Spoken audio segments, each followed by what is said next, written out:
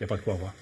Et il était là, il faisait partie de cette courte liste de députés qui s'étaient rendus à Ottawa là, pour avoir le quorum. Luc Berthold, le député conservateur de Mégantic-Lérable. Je vous dis tout de suite, on avait invité le leader parlementaire, Pablo Rodriguez, qui ne pouvait pas être avec nous ce matin.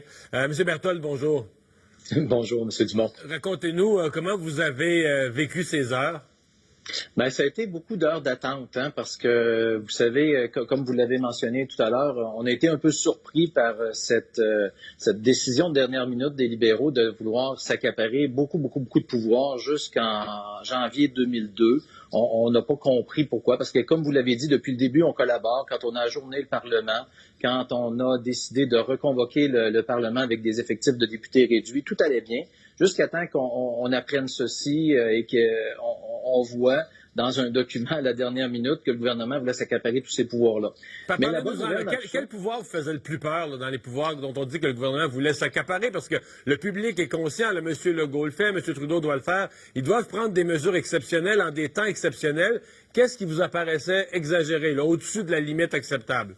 Ben, on est conscient de ça aussi. Mais on avait été convoqué pour les mesures d'urgence, 82 milliards de dollars qu'on donnait justement toute l'autorité à M. Trudeau de le dépenser pour aider les Canadiens et Canadiennes. Et ça, c'était notre rôle et on le comprenait.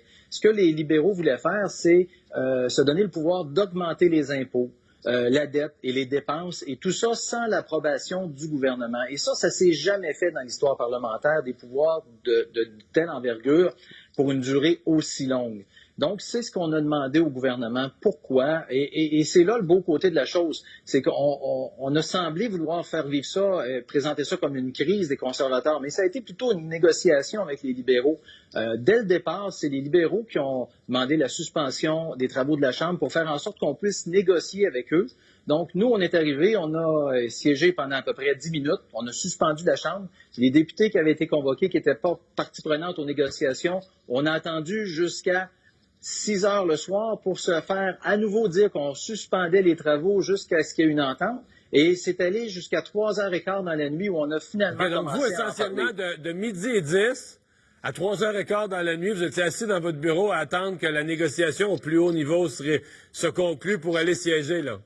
Exactement, exactement. Et on a eu une rencontre avec les députés en soirée pour nous dire où en étaient les négociations. Ça s'est terminé vers 10 heures hier soir. Et entre 10 heures et 2 heures, il y a encore eu des négociations entre les conservateurs et les libéraux pour finalement en arriver à une solution que tout le monde trouve excellente dans les circonstances. C'est évident qu'on n'est pas d'accord avec tous les pouvoirs que les libéraux se sont donnés, mais on comprend qu'étant donné l'envergure de la crise puis l'ampleur de la crise, il fallait faire en sorte qu'on donne les moyens au gouvernement de faire face et de prendre les décisions appropriées au moment où il faudra qu'il les prenne. Il aura cependant à rendre des comptes au comité des finances, au comité de la santé. Ces deux comités-là pourront convoquer le Parlement pour toute dépense qui pourrait sembler exagérée. Donc, de ce côté-là, nos efforts ont porté fruit. Le gouvernement a, oui, la liberté de prendre des décisions, mais oui, il devra rendre des comptes rapidement à chacune des décisions qu'il prendra. Mais vous êtes quand même conscient que comme parti d'opposition en période de crise, vous marchez sur des œufs. On est toujours à un poil de se dire, moi, l'opposition fait du chichi, fait obstruction, nuit au bon déroulement des choses quand toutes les mesures d'urgence sont attendues de la population. Vous marchez quand même sur une ligne mince, là. Bien, la ligne est mince, mais comme je vous le mentionnais tout à l'heure, M. Dumont, depuis le début, on a eu une opposition qui était constructive et collaboratrice. Quand je vous dis qu'on a accepté d'ajourner les travaux, de ne pas se présenter en Chambre jusqu'au 20 avril, quand on a accepté d'être reconvoqué pour cette session spéciale, cependant, devant autant de bonne collaboration de l'opposition, je pense que les libéraux ont vu un peu trop grand.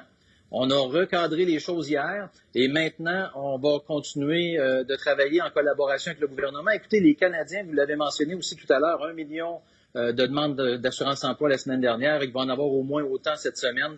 Les gens veulent savoir quand ils vont avoir des chèques, quand ils vont avoir des sous pour mettre de l'argent, de la nourriture sur la table. Et ça, c'était ce qui nous préoccupait tous les députés conservateurs hier qui étaient réunis en Chambre. Oui, il y avait la question des procédures, mais on voulait absolument avoir un règlement et surtout ne pas retarder. C'est pour ça qu'on a accepté puis on a siégé toute la nuit pour faire en sorte que le Sénat puisse avoir le projet de loi entre les mains aujourd'hui puis qu'on puisse procéder rapidement. Dans le fond, comme vous l'avez dit, on n'a pas perdu de temps, mais on a utilisé pleinement le bon temps pour faire un bon projet de loi qui est acceptable pour tous les partis. Dernière petite question, vite. Ce qu'on a fait hier, là, mettons que, je sais pas, la situation évolue, il se passe d'autres choses, s'il fallait prendre des mesures fiscales, réunir, quoi, vous étiez combien au total? Moins de 30, on dit 28, 29? On était, je pense, 30 ou 32 en chambre. Réunir ces mêmes 30-là, mettons, en avril ou en mai prochain, ou dans l'évolution de la crise, ça paraît pas impossible. Ça a tout été si difficile que ça. Est-ce que les gens se sont mis à risque pour leur santé? Ou... Non, écoutez, on a respecté toutes les mesures d'éloignement, de distanciation sociale tout au long de... Vous avez vu des images de la Chambre des communes, dont on était réparpillés un peu partout. On n'a pas fait de rassemblement, on n'a pas eu de souper commun. On a vraiment fait très attention. Notre but, c'était vraiment d'être là, de respecter, de montrer l'exemple. On pourrait le refaire au besoin. Là. Si la situation évolue et requiert d'autres actions spectaculaires non prévues aujourd'hui, on pourrait le refaire, une session semblable. Là. On peut le refaire et il ne faut pas oublier que la suspension du Parlement est jusqu'au 20 avril. Ouais. Donc, ça prend un accord de tous les leaders pour que les travaux ne reprennent pas après le 20 avril. Donc, pour l'instant, il n'y a pas d'autres mesures qui sont prévues, d'autres rappels, mais la Chambre est encore prévue pour siéger le 20 avril. Puis je suis persuadé qu'on va avoir besoin de revenir parce qu'il y a des mesures. C'est une crise comme on n'a jamais vu. C'est mondialement du méconnu. Les entreprises, les gens. Bref, on est prêt à collaborer. On a mis des limites. On a dit au gouvernement, il y a une opposition, vous devez travailler avec nous. Et ce qu'on souhaite, c'est travailler avec vous pour faire en sorte que, dans le fond, on puisse passer le mieux possible à travers cette crise. Mais on aura des questions, M. Dumont. On va avoir des questions sur les dépenses plus tard. On aura des questions sur la manière de faire. On jugera les décisions du gouvernement plus tard. Ce sera notre rôle plus tard. Mais pour l'instant, je pense que c'est important qu'on collabore tous pour trouver le meilleur, dans le meilleur intérêt de la population. Merci d'avoir été là. Au revoir. Merci, Luc Berthold, député conservateur.